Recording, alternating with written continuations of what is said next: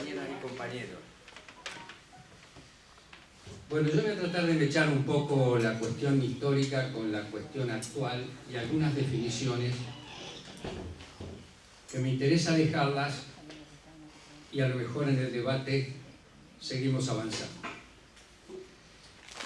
¿Qué es el idioma? Yo voy a un ejemplo muy sencillo.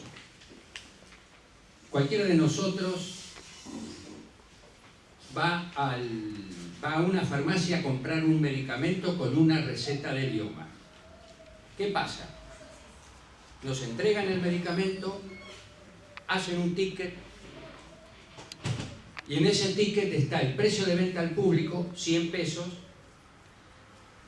la cobertura de idioma, o sea, la parte que pagamos nosotros a través del idioma, 50 pesos, y lo que nosotros tenemos que sacar del bolsillo, los otros 50 pesos.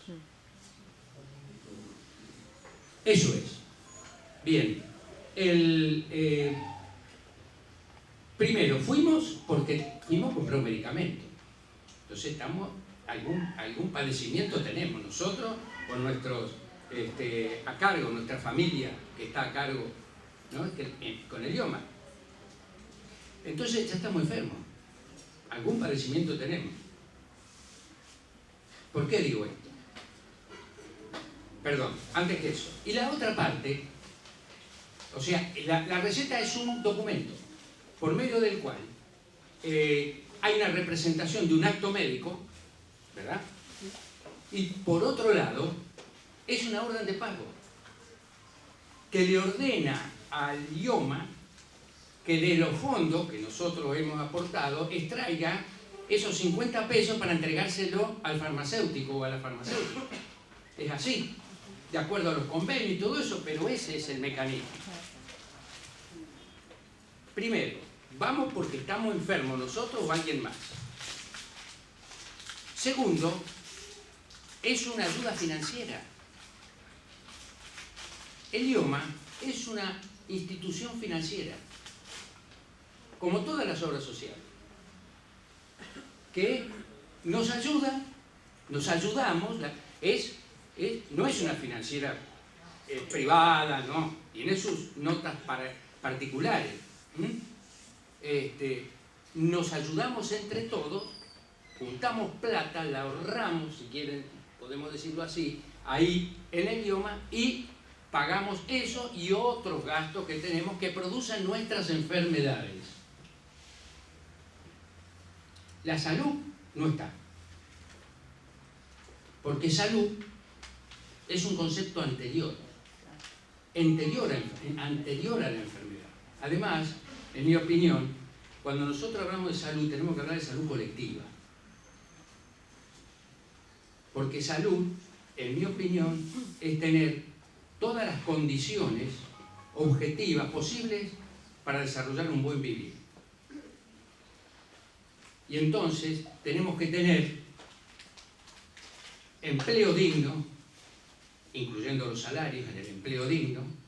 Tenemos que no digo trabajo, porque trabajo y a patada, lo que no hay es empleo digno, empleo digno. Vivienda, educación, tenemos que tener medio ambiente saludable, alimento seguro y además un sistema sanitario gratuito, estatal, con los profesionales y los técnicos y los administrativos, empleados en general, como debe ser pagados, bien pagados, como debe ser. Y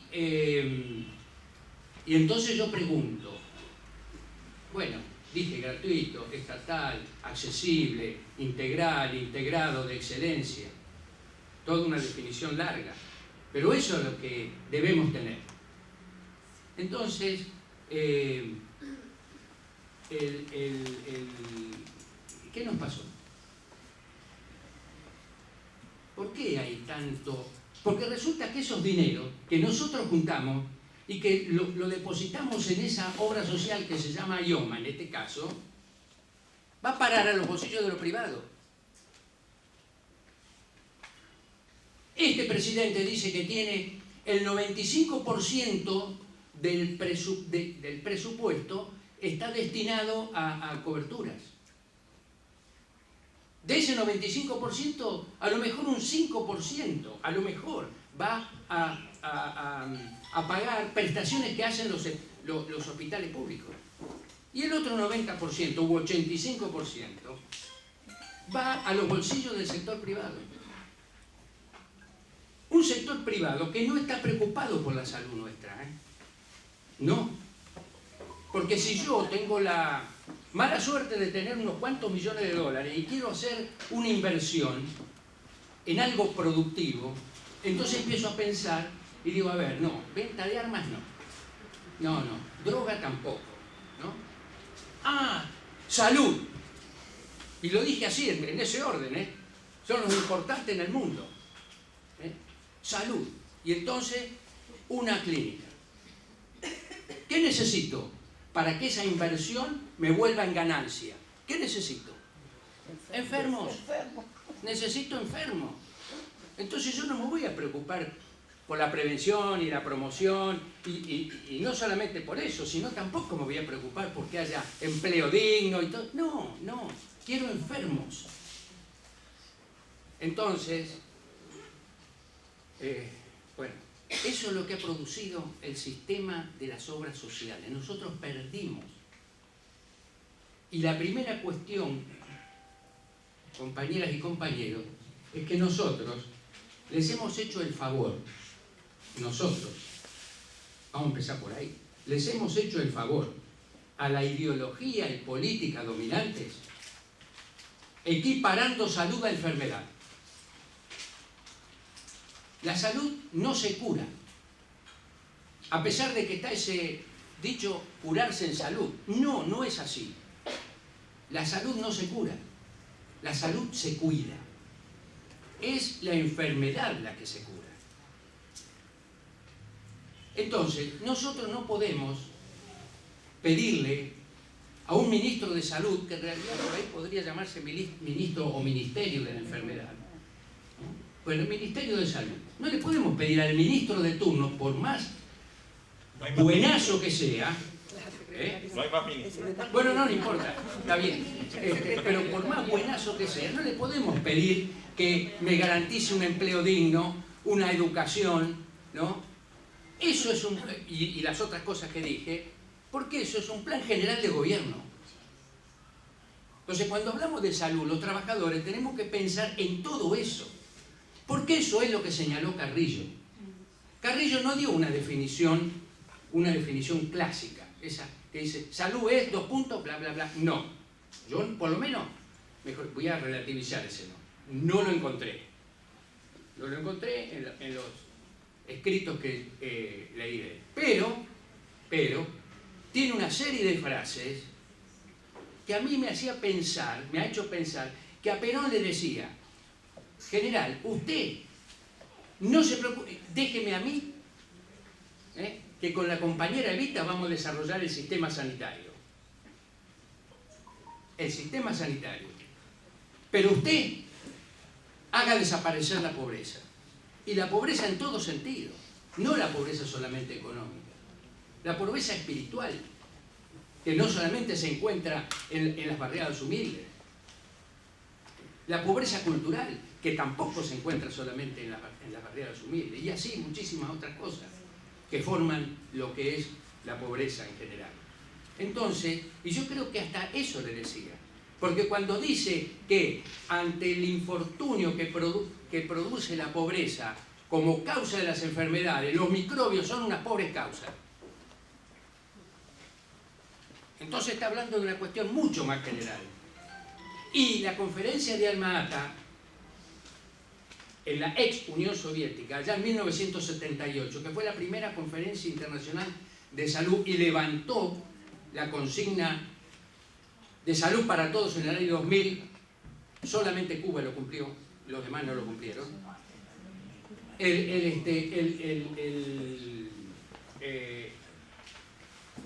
Establece la atención primaria de salud. Y esa esa es una traducción en donde el diablo metió la cola. Porque la verdadera traducción de las palabras inglesas es cuidado prioritario de la salud. No es lo mismo. Atención primaria, yo me voy a hacer atender. Entonces voy a la salita de mi barrio, por ejemplo, tengo una colitis bárbara, o tengo, qué sé yo, entonces me dice primero lo que me dice una médica o médico, me dice, no tomé carbón. Y segundo, dale a la sopita de arroz y todas esas cuestiones. Bueno, me fui a hacer atender un problema de salud. No fui a cuidarme la salud. ¿Se dan cuenta? Son cosas absolutamente distintas. No hay educación para cuidarse la salud. Que nos la tenemos que cuidar nosotros individualmente, porque cuando no nos cuidamos, nosotros tenemos una responsabilidad social, cuidarnos individualmente la salud. Por lo menos de la sociedad pequeña que significa nuestra familia. Le creamos un quilombo y un problema cuando nos enfermamos. Entonces tenemos que cuidarnos por eso. Pero al mismo tiempo, por el trabajo y toda una serie de cuestiones que hacen a la cuestión social. Pero además, otra cosa distinta sería, por ejemplo, si ese mismo médico o doctora a mí me pregunta, decime, ¿qué es lo que te pasa? Y mira, yo tomo agua y... bueno, a ver, vamos a hacer el análisis del agua. Y el análisis del agua dice que no es potable. Entonces, como médico, como médica, ¿cuál es mi obligación? Decirle a la municipalidad, ahí hay una red que no es potable, hay que cambiarla. Entonces sí estoy cumpliendo pero para poder hacerlo, yo ya tengo que saber que el intendente o la intendenta está de acuerdo con eso. Y díganme ustedes, ¿qué intendente, qué intendenta está de acuerdo en que un simple médico de una salita vaya y le diga lo que tiene que hacer y modificar su plan de trabajo? Entonces las salitas son males necesarios para las políticas de las municipalidades. ¿Es necesario? Porque ¿cómo no voy a tener una Secretaría de Salud? Tengo que tenerla. Pero es un mal porque me crea quilombo cada rato. Y yo hice un estudio del presupuesto y de la rendición de cuentas de la Municipalidad de La Plata. Y ese estudio dice, primero, que los presupuestos que se votan un año anterior, a fines del año anterior, dicen que el presupuesto para la Secretaría de Salud es el 5%, 4,5%, 5,5%, la mitad de lo que la Organización Mundial de la Salud dice que es el piso, que es un 10%, del presupuesto total para salud. Pero después, en abril de cada año, del año siguiente, se presenta la rendición de cuentas, que se discute en el Consejo. En la rendición de cuentas siempre se le mochó, ahí quedaba demostrado que se le mochaba plata. Se trasladaba a seguridad, se trasladaba no a espectáculos, sino al mejoramiento, podemos decir así, edilicio de la ciudad. En lugar de hacer traslado para la Secretaría, no. Entonces terminaban siendo un 3%. Entonces, ¿pero qué pasa? ¿Qué pasa? Está la obra social. Entonces, los que tenemos obra social, podemos bancarnos y damos plata al sector que no le interesa la salud, sino la enfermedad. Y nosotros perdimos allá en el 57. Ustedes fíjense, voy a echar a una cosa de historia. En el 56, ya, o sea, no había cumplido un año la fusiladora,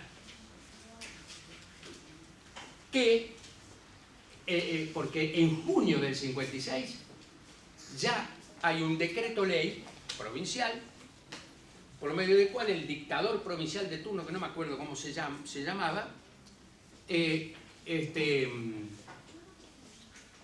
determinó que se iba a a constituir la obra social de los empleados de la administración pública provincial. Ya en ese momento. Y en febrero del 57 queda constituida la obra social. En febrero del 57. O sea, apenas un año y unos meses más para que tengamos en cuenta a qué vinieron, entre otras cosas. ¿A qué vinieron? A desmantelar todo el sistema sanitario estatal creado por Carrillo. Y tenemos que decirlo, independientemente de dónde estemos, de dónde tengamos, en qué divisa tengamos nuestro corazón, que eso fue posible porque también hubo una decisión política de Perón en ese momento, ¿no? Y un apoyo muy importante por el lado de Eva Perón. Eso fue así.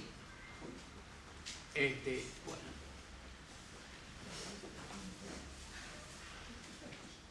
Y aparece el artículo 14 bis en la reforma del 57. ¿Qué dice el artículo 14 bis? Dice muchas cosas, pero en este tema, ¿qué dice? El Estado otorgará los beneficios de la seguridad social. Esto va a ser necesario para reformarlo, porque el Estado no tiene que otorgar nada, el Estado tiene que garantizar. Y no son los beneficios de la seguridad social, son los derechos de la seguridad social. Pero acá dice, el Estado otorgará los beneficios de la seguridad social. En especial la ley establecerá el seguro social obligatorio. Seguro social obligatorio. Esas son las obras sociales. Seguro social obligatorio. Seguro. Es un seguro. Es lo que estoy explicando. Es lo que estoy explicando. El seguro social obligatorio. Entonces, nos vamos a ir yendo de la parte estatal de a poquito y lo vamos a ir reemplazando de a poquito con estas organizaciones.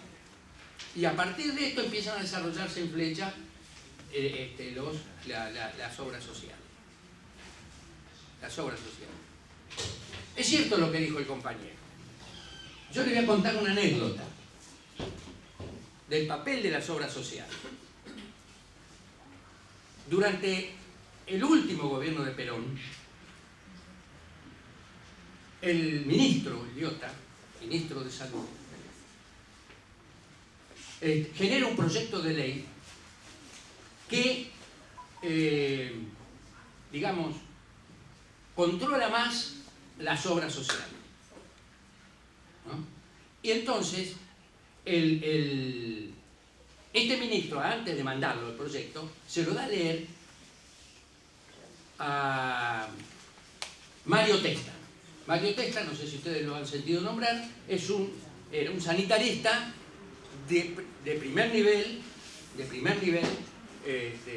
internacional, argentino, y que por suerte piensa como nosotros, o desde nosotros.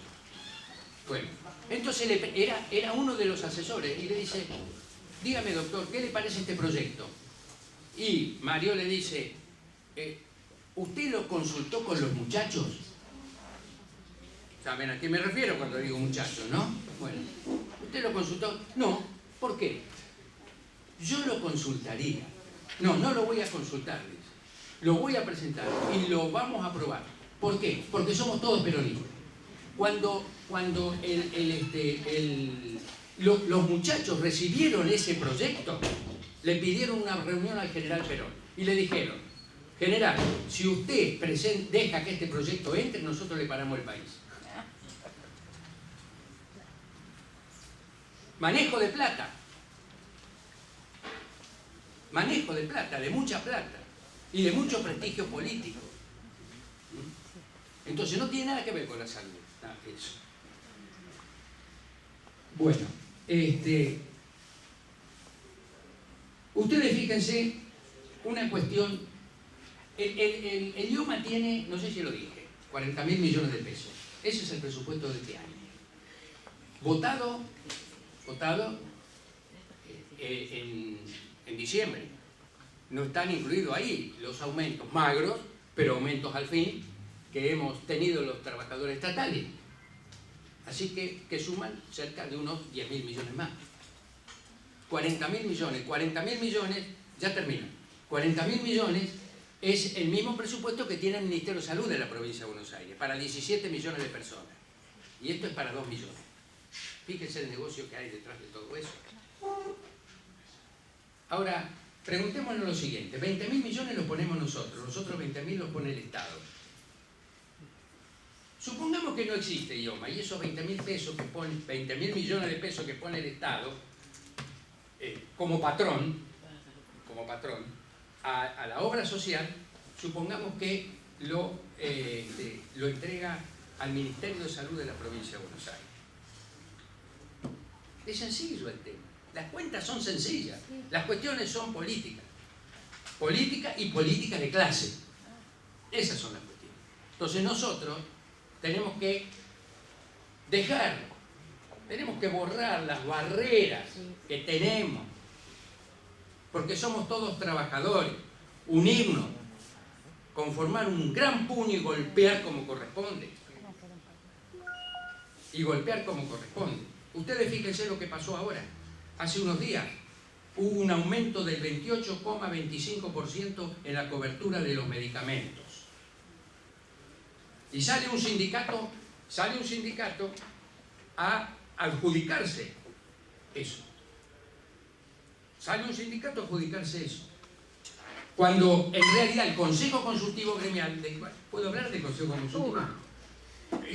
El Consejo Consultivo Gremial había tenido 4 reuniones con los presidentes, porque fueron 2 presidentes. El presidente saliente, que se fue en noviembre o diciembre, que nos dijo, nosotros le dijimos, ¿por qué no actualiza los valores? Y entonces dice, el IOMA tiene plata. A nosotros, a mí, yo estaba ahí en esa reunión, tiene plata para hacer esa actualización. ¿Y por qué no la hace? Porque el ministro de Economía me dijo que no. El ministro de Economía, Lacunza, le dijo que no. Desde ese momento, desde mayo de 2017, que no se actualizaban los valores. Nosotros tenemos una farmacia, el AJB, una farmacia sindical. Y ahí seguimos la evolución de los precios y de la cobertura de los 20 medicamentos más consumidos. Bueno, llegamos al 3 de octubre de este año a que el IOMA cubría el 42%, cuando históricamente ha sido del 65-70%. El 42%, el resto sale de nuestro bolsillo o de los coseguros. Y ayudamos a financiar al gobierno parte de plata que del IOMA le va al gobierno para hacer otras cosas. No estoy diciendo que va al bolsillo de alguien, no, pero va al gobierno para, no sé, otros gastos o pago de intereses de la deuda. ¿Está? Entonces,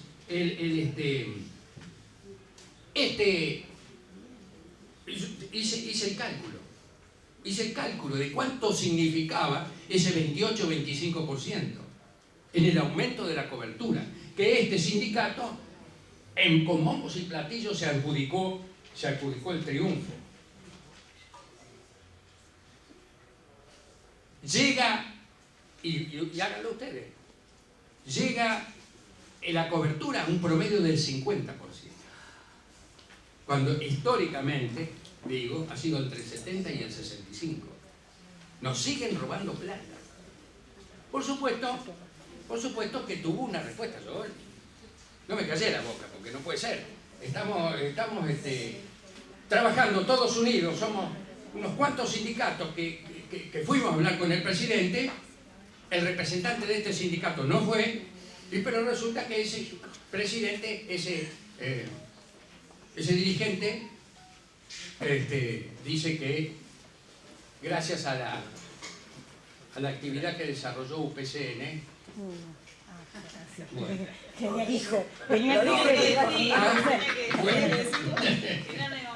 bueno, entonces, los dineros de la seguridad social los utilizaron todos los gobiernos. Unos más, otros menos, unos más claros, más blancos y otros menos blancos, pero lo utilizaron. ¿Tá? Tal es así que en el periodo que lo dirigimos nosotros, los trabajadores, que fueron 1 año y medio durante el gobierno de Oscar Allende, ¿no?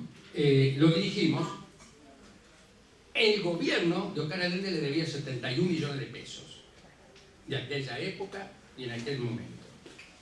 Fíjense, ¿no?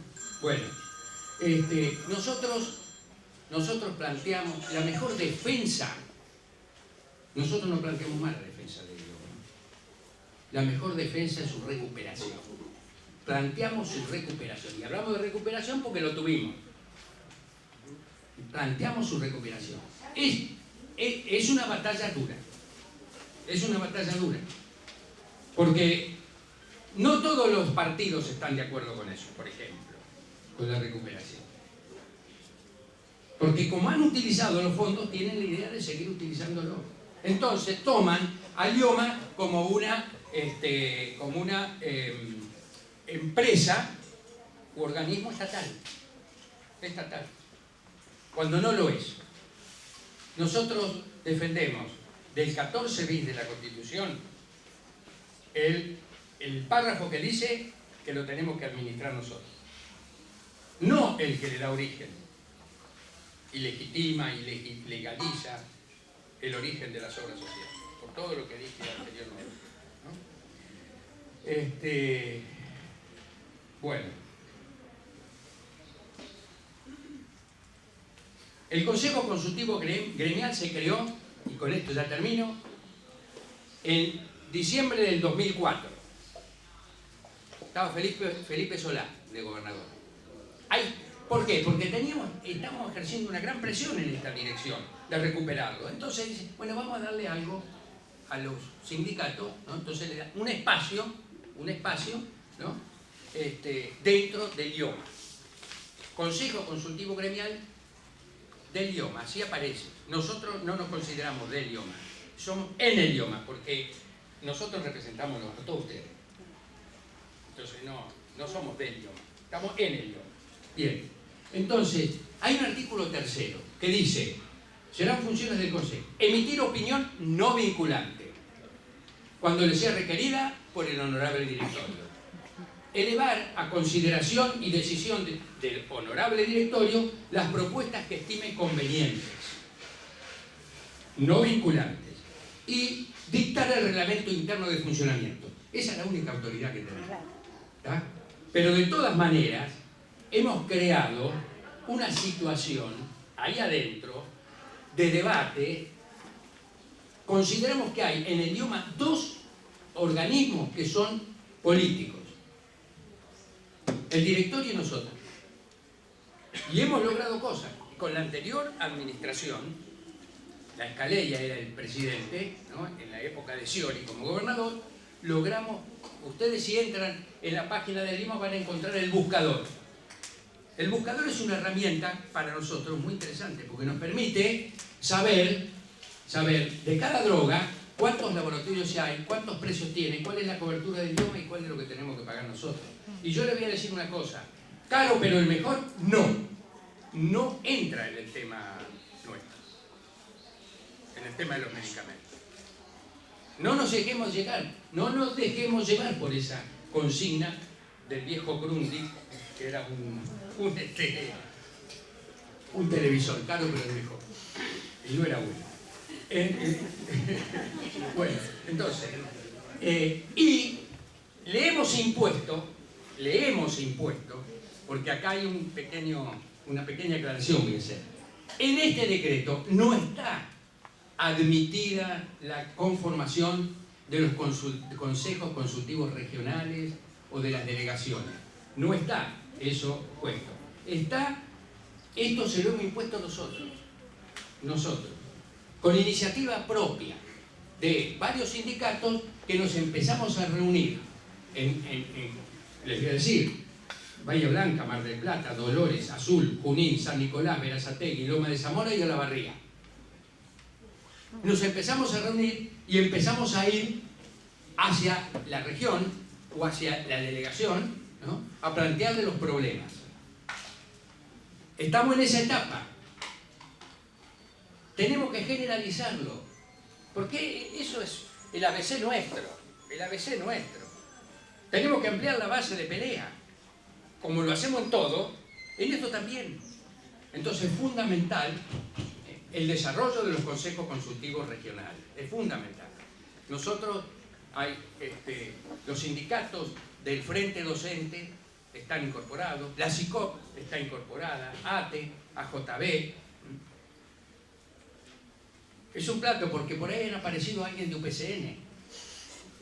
Fue la primera reunión, cuando dijo acá en La Plata, fuimos a una reunión de no vas más, y no vinieron más, ¿no?